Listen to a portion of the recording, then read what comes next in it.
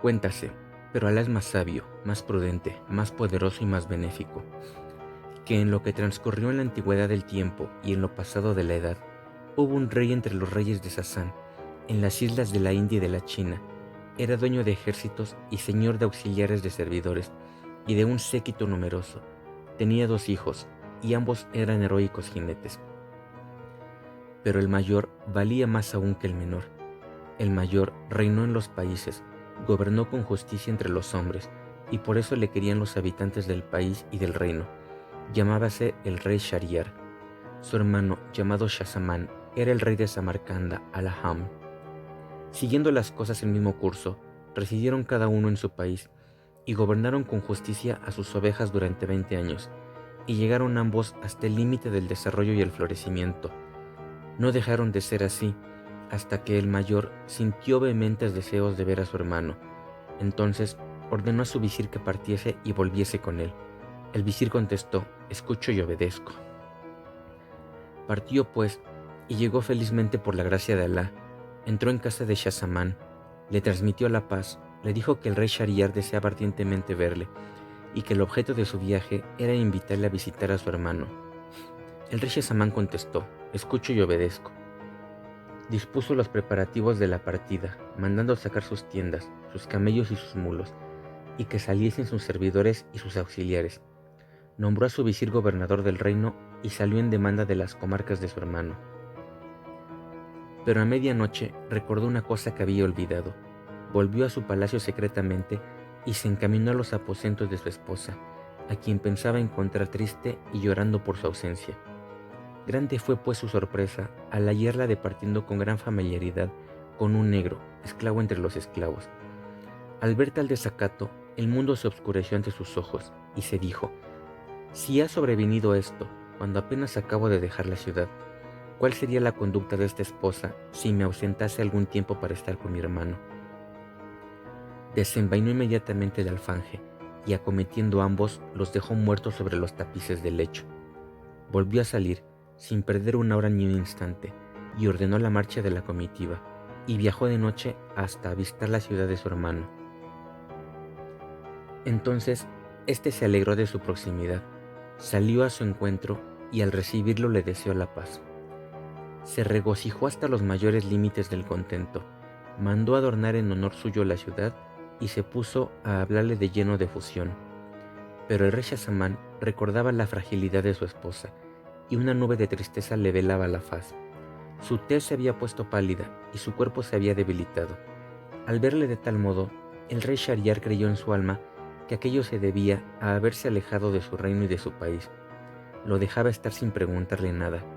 Al fin un día le dijo: hermano, tu cuerpo enflaquece y su cara amarillea. Y el otro respondió: ay, hermano, tengo en mi interior como una llaga en carne viva. Pero no le reveló lo que le había ocurrido con su esposa. El rey Shahryar le dijo: quisiera que me acompañases a cazar a pie y a caballo, pues así tal vez esparciera tu espíritu. El rey Shahzaman no quiso aceptar, y su hermano se fue solo a la cacería.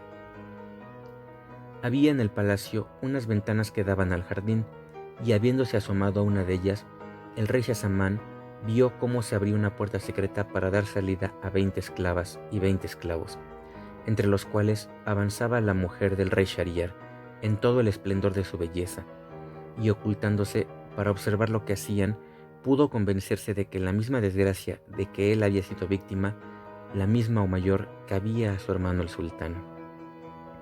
Al ver aquello, pensó el hermano del rey: por Alá, más ligera es mi calamidad que esta otra.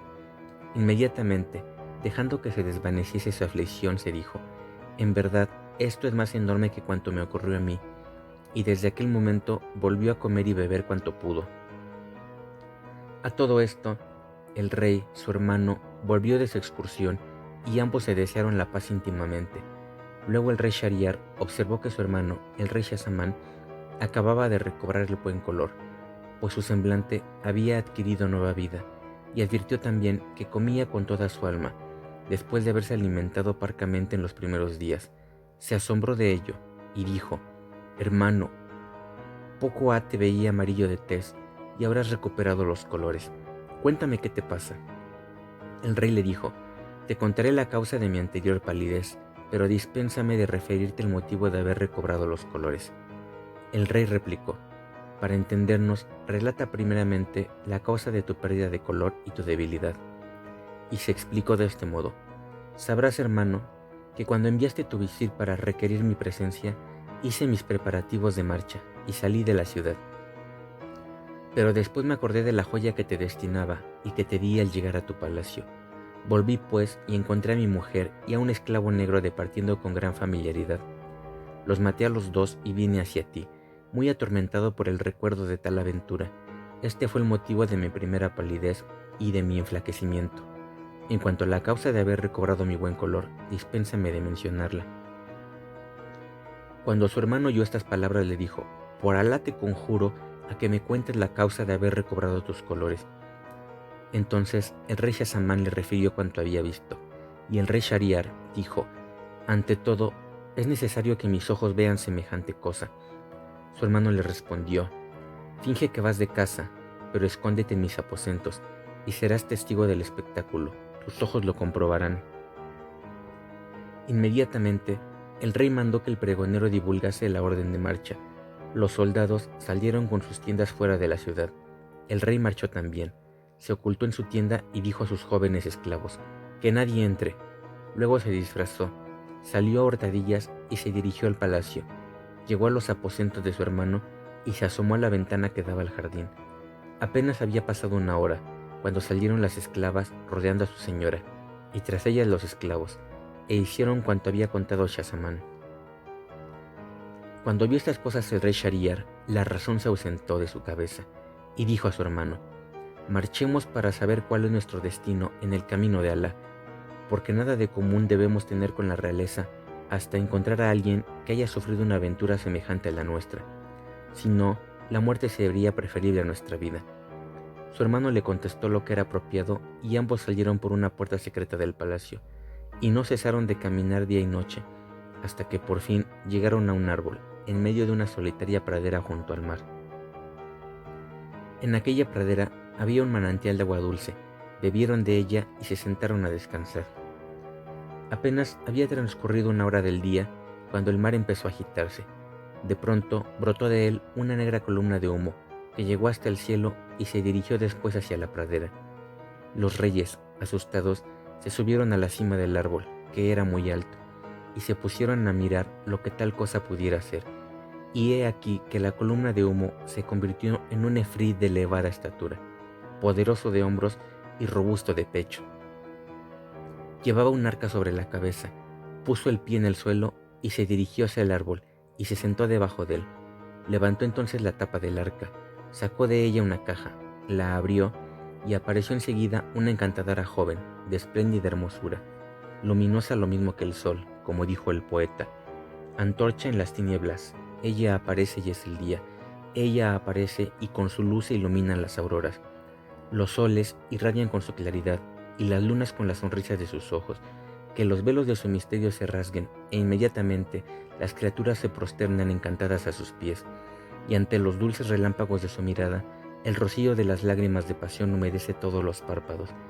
Después que el efrit hubo contemplado a la hermosa joven, le dijo: «Oh soberana de las cederías, oh tú a quien rapté el mismo día de tu boda, quisiera dormir un poco». Y el efrit colocó la cabeza en las rodillas de la joven y se durmió.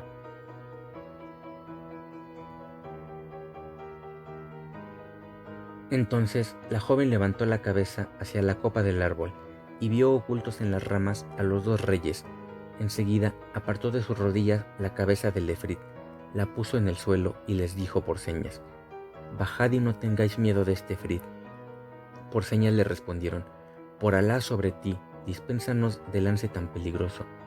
Ella les dijo: «Por Alá sobre vosotros, bajad enseguida si no queréis que avise al efrit, que os dará la peor muerte». Entonces, asustados, bajaron hasta donde estaba ella. La joven los tomó de las manos, se internó con ellos en el bosque y les exigió algo que no pudieron negarle. Una vez estuvieron cumplidos sus deseos, sacó del bolsillo un saquito y del saquito un collar compuesto de 570 sortijas con sellos, y les preguntó: «¿Sabéis lo que es esto?». Ellos contestaron: «No lo sabemos». Entonces les explicó la joven: los dueños de estos anillos hicieron lo mismo que vosotros junto a los cuernos insensibles de este efrit, de suerte que me vais a dar vuestros anillos.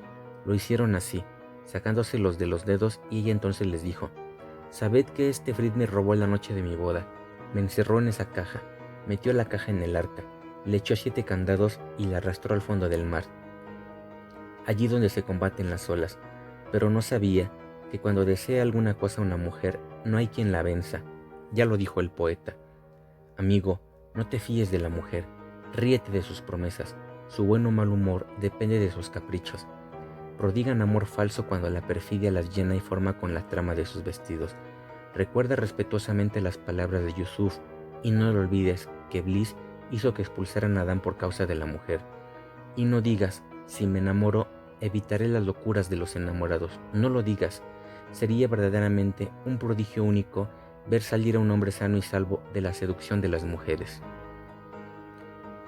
Los 2 hermanos, al oír estas palabras, se maravillaron hasta más no poder, y se dijeron uno a otro: si este es un efrit, y a pesar de su poderío le han ocurrido cosas más enormes que a nosotros, esta aventura debe consolarnos. Inmediatamente se despidieron de la joven y regresaron cada uno a su ciudad. En cuanto al rey Shahriar, entró en su palacio, mandó degollar a su esposa, así como a los esclavos y esclavas. Después, persuadido de que no existía mujer alguna de cuya fidelidad pudiese estar seguro, resolvió desposarse cada noche con una y hacerla degollar apenas alborease el día.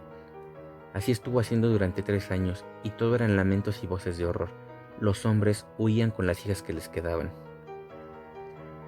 En esta situación, el rey mandó al visir que, de costumbre, le trajese una joven.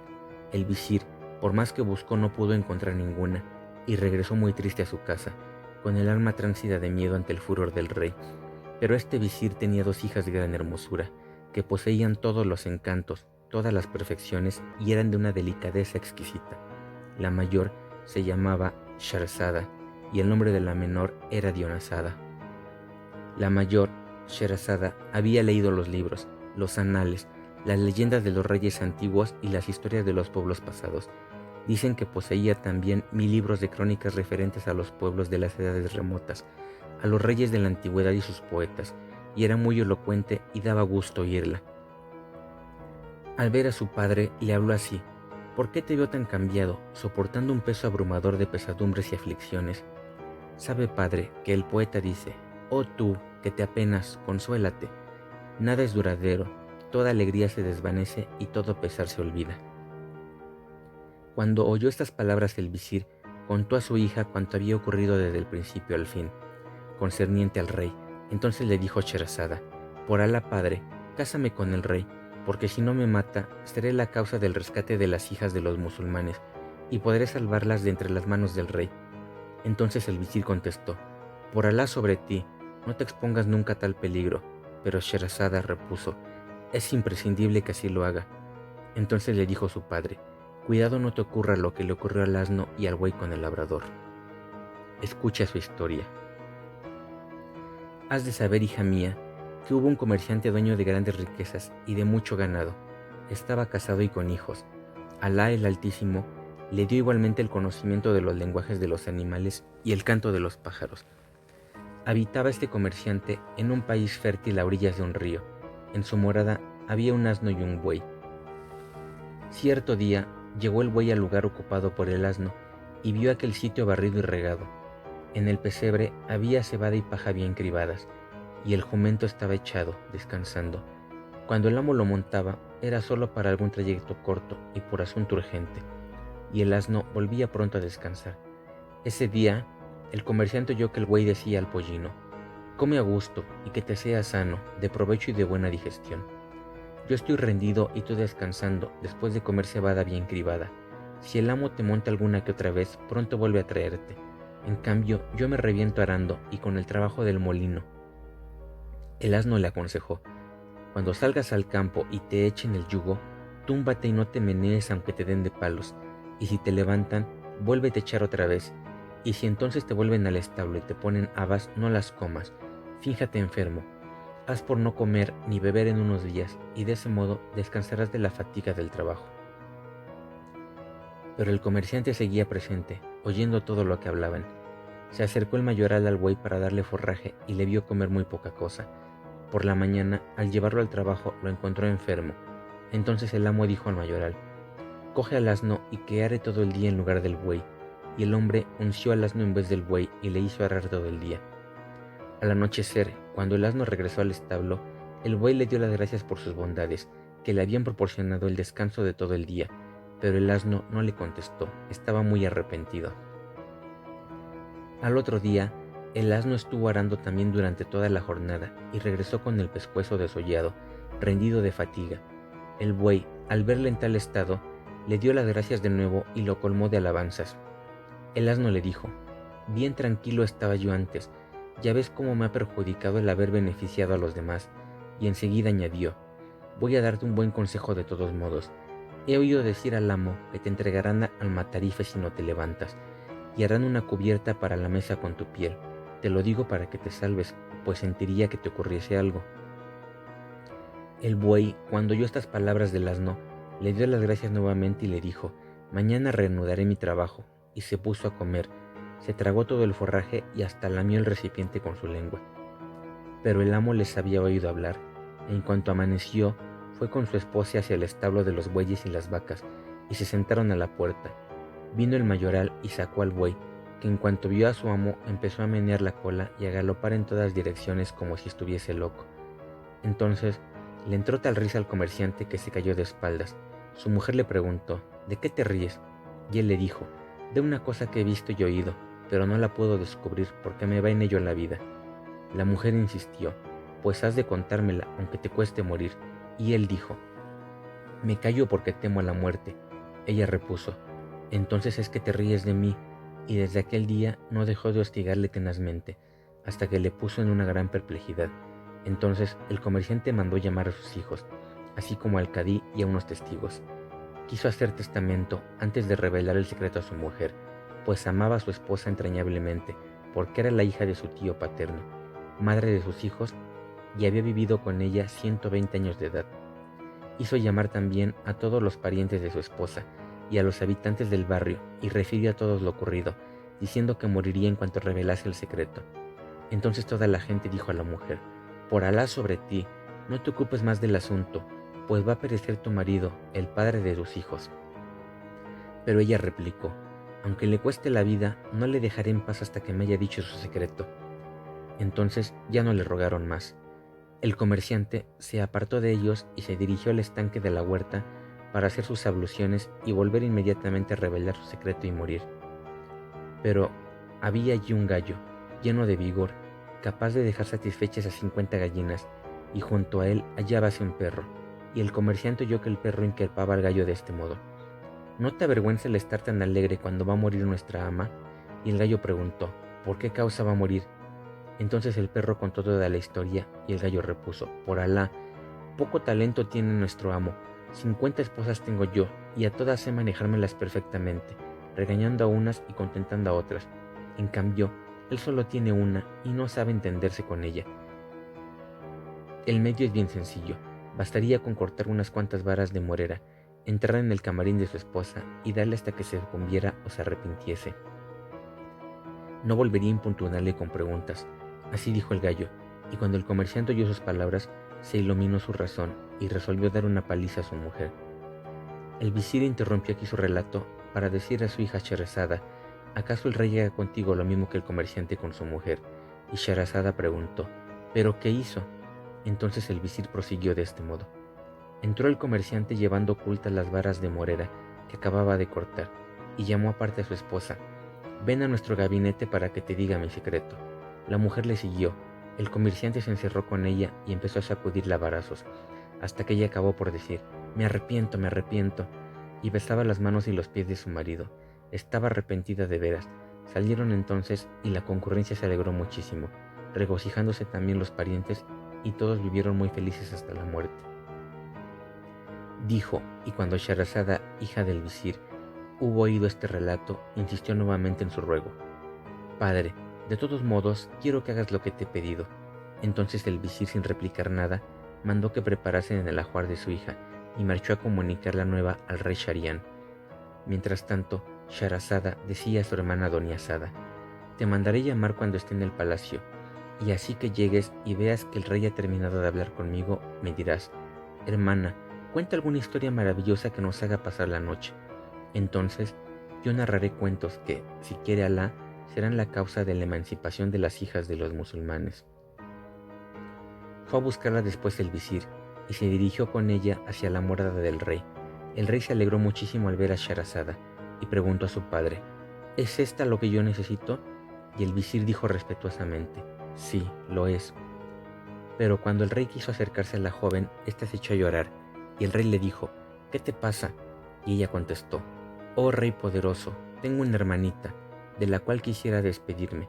El rey mandó buscar a la hermana y vino Doniazada. Entonces empezaron a conversar. Doniazada dijo entonces a Sharazada: «Hermana, por Alá sobre ti, cuéntanos una historia que nos haga pasar la noche». Y Sharazada contestó: «De buena gana y como un debido homenaje, si es que me lo permite este rey tan generoso, dotado de tan buenas maneras».